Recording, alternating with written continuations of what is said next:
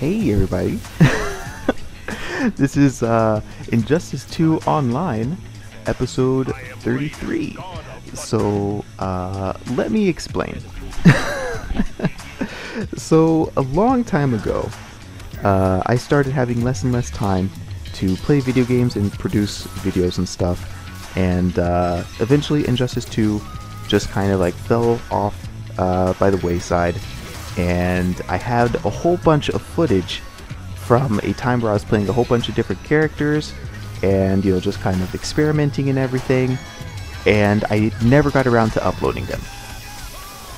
Flash forward to 2020 with the global pandemic, and people have gotten so bored that they're going back and playing older games.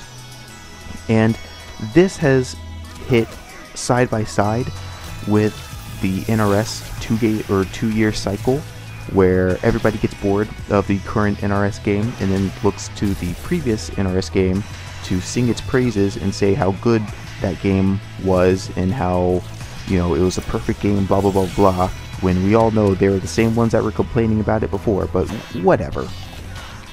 So people are looking back at the Injustice series right now, and I thought, you know what? This would be as good a time as any to go ahead and put up that old footage.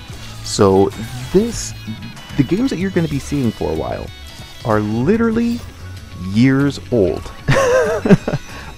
This match comes from when Adam had just come out, and I decided to play him. Didn't really know what he was supposed to play like during that time. He wasn't, you know, really fleshed out all that well yet. So, you know, you'll probably see some stuff and you'll be like, why aren't you using the potions? Why aren't you doing this and that standard Adam strategy? Because nobody, I just picked them. Alright, what do you want? My process for learning new characters would generally be to go into training mode with them for like a minute or two, figure out what their strings were, and then immediately start playing people. And that normally didn't give you great results, but it did teach you what you actually needed to know. And so what I would do is I would go into training mode, learn all that stuff, play against people, and then go back to training mode, and then that's when I would figure out what I actually needed to know. So that was a process that worked for me, and that's just what I did. It wasn't a horribly effective process, but it's what worked in my eyes. It's what got me to where I needed to go eventually in my eyes. So that's just what I did. So right now you're seeing the Adam gameplay, and I'm sure that I'm not playing him right. I know for example, that his potions and stuff are pretty common. They're pretty commonly used. Raiden does have a teleport, so, you know, probably couldn't really do too much on that front. And maybe I was even thinking about it at that front. But I was just, you know, concerned about the teleport and didn't want to do all that kind of stuff. I don't really know too much about what I was thinking at this point because it's been so long. But he also has his trait, which is super freaking good. He can do an instant overhead or a low, and he can also do a throw out of it. I'm sure that there are specific setups that you could use to get into it and guarantee it. However, at the time of this, didn't really know how to do all of that kind of stuff, wasn't very familiar or comfortable with the actions of doing them. So yeah, I'm just playing him super vanilla, just like a regular character, and he's not that great in that sense, but I'm sure he's a very, very good character when you actually play him correctly. But this next match is actually me playing as Bane. I don't think I had played against a person with Bane. I don't think I ever had, even in Injustice 1. So I think this is the first time I actually played against a real human being as Bane.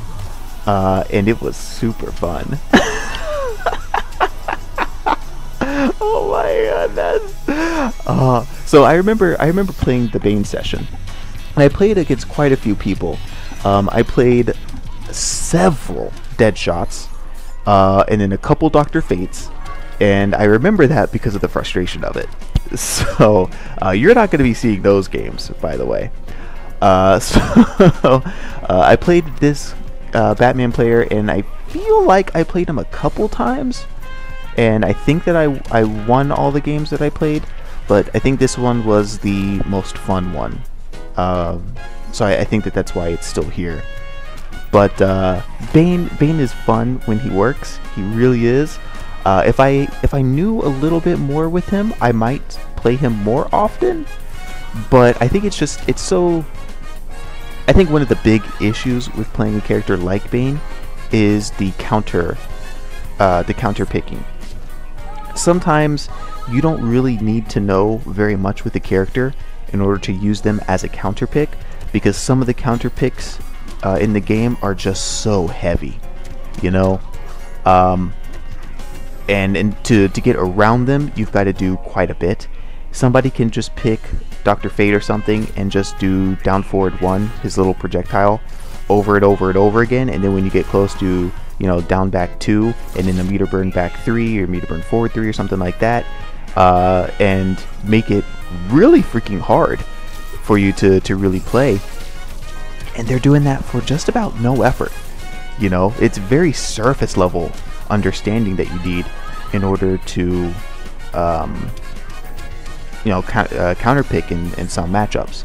Now granted, Bane has a couple ways around that with like his charge and stuff like that, so you know, there's one thing they have to think of, but you know, for the most part it's very easy to just kind of like get in there with a few different types of characters and just do a couple things to make the other person have to play really significantly harder in order to make to make it even.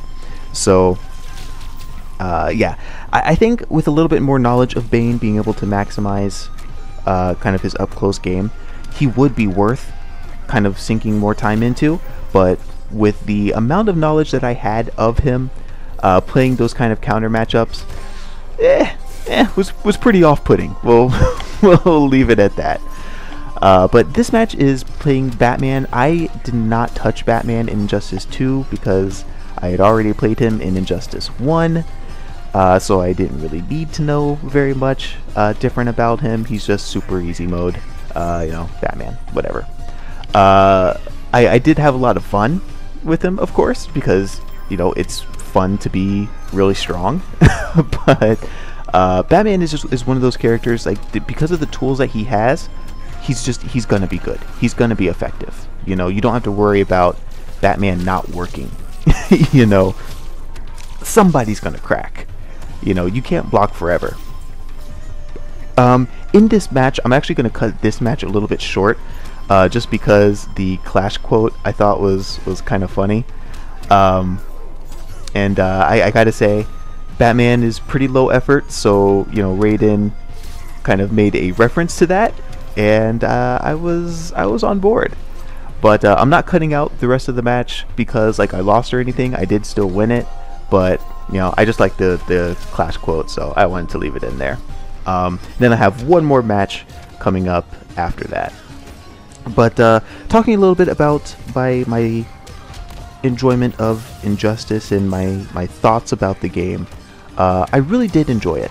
And I think one of the things that I enjoyed the most about Injustice 2 was a little bit more of the...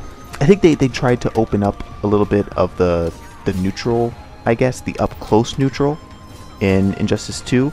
They have better movement speed. Oh, I'm gonna...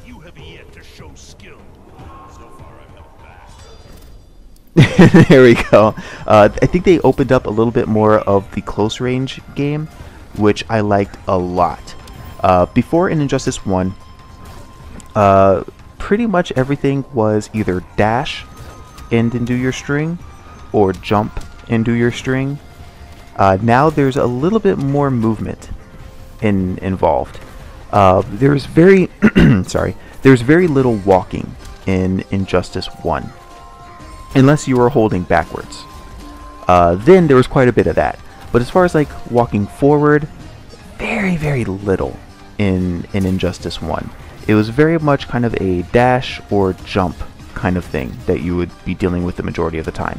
And I think that they opened it up a heck of a lot more in Injustice 2, and I really like that. There are far more times where you're not committing to a dash or not committing to a jump, where you're willing to, you know, try to walk forward, press buttons, do a string or something like that. And they took that even further in MK11, which that aspect of MK11 I do like.